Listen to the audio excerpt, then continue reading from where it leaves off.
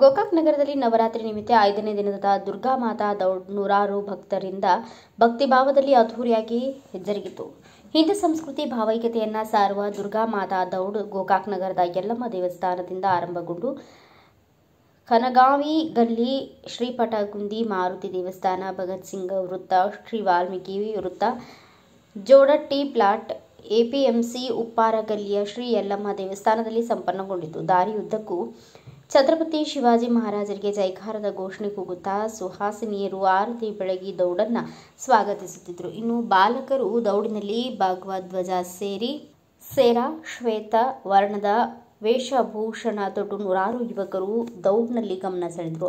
ದೌಡ್ ಆಗಮಿಸುವ ಮಧ್ಯ ಮಾರ್ಗದಲ್ಲಿ ಹಿಂದುತ್ವದ ಬಗ್ಗೆ ಛಾಪು ಮೂಡಿಸಿದ ಛಾವಾ ಚಲನಚಿತ್ರದ ನಟನೆ ಎಲ್ಲರ ಗಮನ ಸೆಳೆಯಿತು.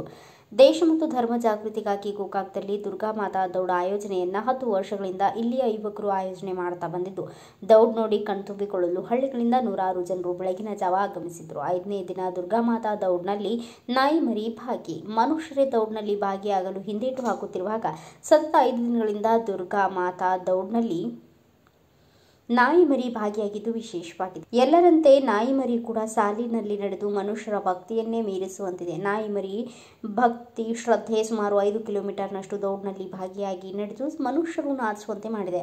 ನಾಯಿ ಮರಿ ದೌಡ್ನಲ್ಲಿ ಭಾಗಿಯಾದ ಈ ನಾಯಿ ಮರಿ ಹಿಂದಿನ ಜನ್ಮದಲ್ಲಿ ದೌಡ್ನಲ್ಲಿ ಭಾಗಿಯಾಗಿದ್ದು, ಅದಕ್ಕಾಗಿ ಈಗ ಗೋಕಾಕ್ ದೌಡದಲ್ಲಿ ಭಾಗಿಯಾಗಿದೆ ಎಂದು ಜನ ಮಾತನಾಡಿಕೊಳ್ಳುತ್ತಿರುವುದು ನಿಜ ಅಂದ್ರೂ ತಪ್ಪೇನಿಲ್ಲ.